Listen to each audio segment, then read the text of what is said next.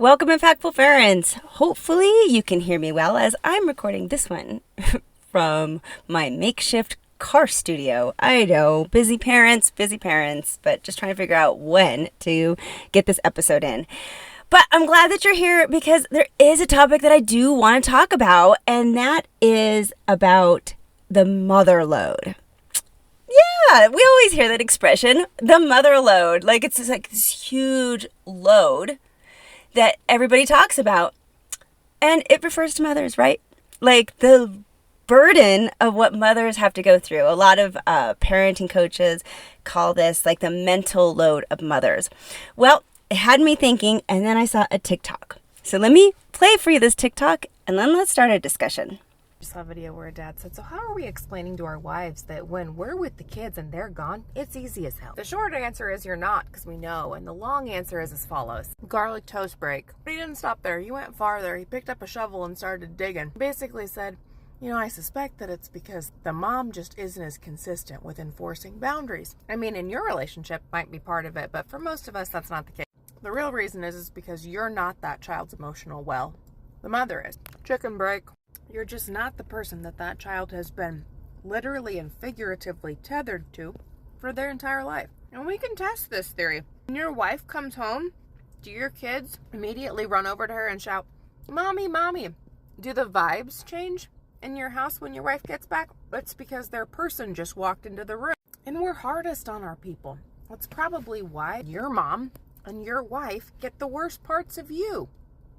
It's because you know that those are the people that can handle that. So the question's really not, why is it so much easier than it is for my wife when I have my kids alone? It should be, what can I do as a dad to emotionally meet the needs of my kids in a way that takes some of that off of my wife's plate? Probably an exercise in futility, but you can try. Or, just make a TikTok about it. Okay, the mother load.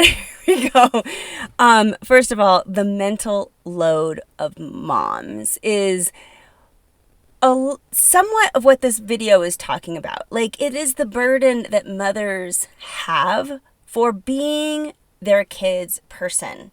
But on top of just being like their emotional support, the one that they rely on, there's also this mental load that happens with mothers. And that mental load is exhausting. It is one of the things that, although it's not heavy lifting, it is this mental load of constantly having to be present for your children 24/7, always having them up first of mind, that burns moms out, right? I know you know what I'm talking about because I feel like every mother has felt this. The burnout of just needing a break. And some of that has to do with this mental load that mothers are responsible for. The birthdays, the schedules, the coordination of this kid going there, that going here, husband needing to come home, dinner being ready. There's so many moving parts of running a household. And whoever runs that household, although it's typically mothers, is going to have the mother load. Now, I just want to point that out because if you didn't realize that you're drowning in your own mother load, yeah, you're not the only one.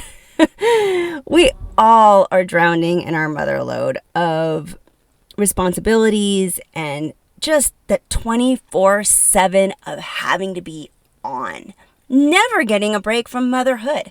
I feel like dads are a little bit better about this than moms are, where they take a break from fatherhood to go be themselves, to go hang out with the guys, to go and do their thing. Women, not so much. I applaud you if you're listening to this right now and you take time out for yourself and you don't let the mother load drag you down. But for the majority of us, there's so many moms out there that are drowning, barely keeping their head above water because they're exhausted. They've never given themselves a break. Now, I get it. I've said it time and time again that your kids are probably number one. And I'm not going to argue with that. My kids are my number one too. But we have to put ourselves somewhere in the top 5. And honestly, sometimes, let's put us really high up there because we need it to be better mothers. We have to take breaks. We have to prioritize that. Now, aside from the motherload, because I know you've heard this lecture before, let's move on to some of the other bigger things that this video is showing. And that is moms wanting kids to be dependent on them, but then complaining when the load is rough. I see this all the time. And maybe moms they don't even realize that they want their kids to be dependent on them. But I would ask you, are you doing too much for your child? A lot of times we feel as moms that it's our responsibility to do as much as we can because we're the mom. So we need to do the cooking and the cleaning and the picking up and keeping the schedules and doing all this stuff. But as your child gets older, we got to be really conscious as mothers and as parents to take all of those responsibilities and start delegating them out to our kids. Our kids need to learn how to take those responsibilities, and we need to allow dads to take it too. I've seen it time and time again that so many moms don't allow the dad to do some of the heavy lifting and the mother load of things. They think, it's just easier if I do it. It's just faster if I can get it done. Or I just know that I know what's going to happen. I know it's going to run smoothly, so I'll do it because it's going to happen like smooth and I know I'll get it done right. But what does that say? It says, I don't trust dad to do it as proficiently as me. Okay, deep down we all might feel like that inside. But how are dads supposed to become proficient in things when we don't allow them to practice and do it often, right? Of course we're good at things. We do them all the time. Of course we can keep their schedules and we're all on top of mind because that's what we've trained ourselves to do. We are very well practiced as mothers on how to do things. And then we steal that from dads sometimes. Now, not all the time. Sometimes you have dads that don't want to do that, but today's episode is really trying to get you as the primary caregiver of your child, whether you are a mom or a dad, but we're talking mainly to mothers right now, and say, am I doing too much? Do I need to delegate some of these other things so that my spouse, my older child can learn how to do it too, instead of keeping it all to ourselves? Because again, there's something inside of a lot of moms, including myself, and I've been guilty of this, where secretly we do want our children to be dependent upon us. We want them to say, Mom, can you do this? And Mom, I would love it if you do that, because it makes us feel good, to feel wanted, to feel needed, to feel like we matter. But when we start tipping that scale a little too far, now we're just creating trouble for our own selves. Now we're just not allowing anybody else to step up and learn and get responsible and be either the young adult child that you're training them to be or that proficient co-parent that you really wanted. Because we just say, it's easier if I can just do it. So consider, could that be something that is happening in your household, right? Are you complaining that the load is just too much? But are you delegating any of those responsibilities repeatedly so that people can start to learn how to do it? Again, not just once. They need practice on how to do this too, dads and kids. Now, beyond those two things, this video also brings up another point, and that's the video suggests that dads don't know why there's a difference between when mom takes care of the kids and when dad takes care of the kids. In fact, the dad in this video suspected that the mom had some inadequacies in her parenting, aka not holding her boundaries strong enough, and that's why things were just not as easy for her. Okay. Perhaps that's true, but most of the time, like the video suggests, it's probably not. The point to this is the dads, a lot of times, don't even get it. So we get angry at our husbands or co-parents and say, why aren't you helping me? Why are the kids like this? Why blah, blah, blah? But again, have we allowed them to step into that role? Have we given them the space to be that emotional confidant for their kids? So many times when your child's crying and they need help, they fell and skinned their knee, they got their heart broken at school, and they just are, need somebody to cry on. Moms automatically swoosh in and say, I got this. Are you allowing your co-parent, aka your dad, the dad of the relationship, to come in there and co-parent from once in a while, to go in there and practice being that emotional support? And yes, I understand that they're probably going to botch it up quite a bit in the beginning, right?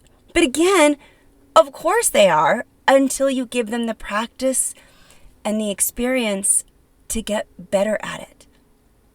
So I find that sometimes if you help with your co-parent in the beginning, or give them the first 5 minutes and then maybe sweep in and then sweep out again, we teach people how to treat us. And that's no different with our children. So our children learn very quickly how to navigate. Who's good with this? Mom is. Who's good with that? Dad is. And we're teaching them those things. So if immediately you're running in with every single emotional support activity, oh my gosh, I have my heart broken, run into mom. Oh my gosh, I'm worried about a test I'm going to fail at school, run at mom. Because moms tend to be really good with emotions versus dads who, generally speaking, avoid or don't know how to handle such, conflict, and it's uncomfortable to them. But why not help your co-parent navigate that? Why not do it with them so that the children aren't quite as dependent on you in case you're not around at some point? Now, the video brings up the point of that moms get the worst part of kids and of their spouses sometimes because we are the safe space. We're that emotional safe space. And so when we're the only emotional safe space, because we've always swooped in and took care of that and didn't allow our co-parent to navigate that because it's uncomfortable for them, and they really don't know how maybe as much. But now we've done that. We're the safe space, and now we're getting all the shit. Now we're the safe emotional space, and we have a teenager who blasts at us whenever they're angry, whenever they're emotional, which seems like it's all the time because teenagers are emotional. And that's what they are. They're very hormonal, right? So who do they lash out at? The safe space. And again, typically the mom. Because you never allowed your co-parent to establish that safe space also. That's how important this is as your child grows. Because otherwise, can you imagine if you have a younger child, by the time that child's a teenager and they have a lot of emotional outbursts, practically on the daily, because that's who they are as teens, do you really want 100% of that emotional load? So now is the time, if you have a younger child, to start delegating some of those, to help your co-parent navigate some of those emotional spaces so that you don't get burned out later. So that you can head this off at the pass and truly have a co-parent instead of feeling like, we got it. We'll just do it because it's easier. And yeah, I I listen more, and they always try. What dads tend to do is fix things, and moms tend to listen. So it's helping dads learn how to listen more. It's helping dads figure this out. And lastly, what can dads do to take some of the load off the wife? I love how the video ends with this, because it's important. What can dads do, or co-parents do, to take the load off the wife, to allow dads to take the lead more? That's awesome. But chances are,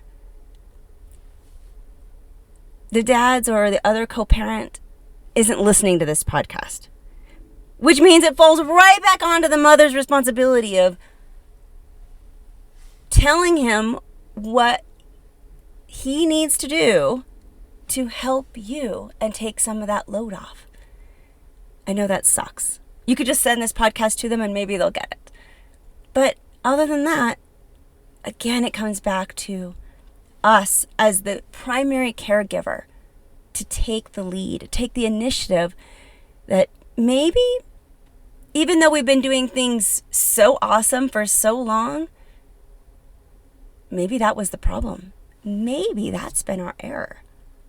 Maybe we've been doing things so good that now it's time to delegate. It's time to allow somebody else to get that good at some of these skills.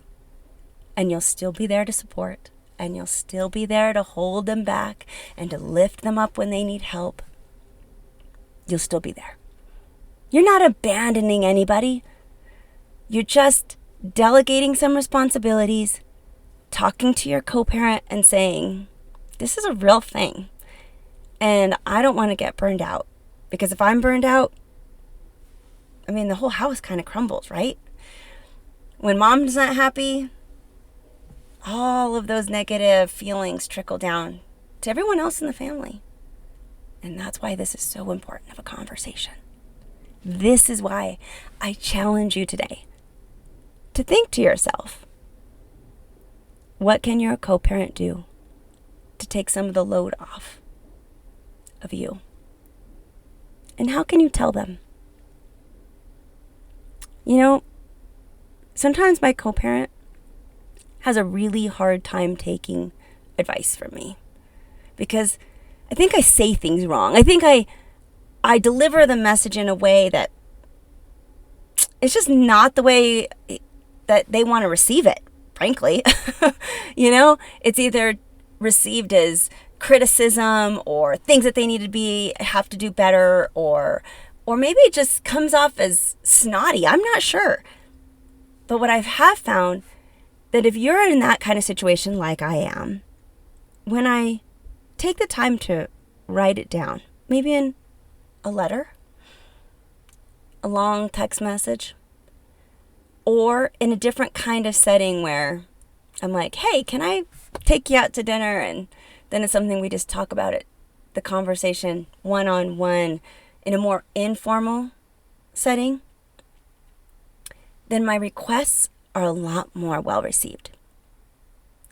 Because as you go to your co-parent now and think about how can they take this mental load off so I don't get burned out, so our family can thrive instead of the ship sinking, sending that message and making sure that it gets conveyed correctly and with the right kind of sentiment is going to be just as important. Because if you bark those orders right, well then nothing's going to get accomplished at all. Nothing is going to change. People don't like to be told what to do or how they're lacking or just any kind of criticism. People don't like that.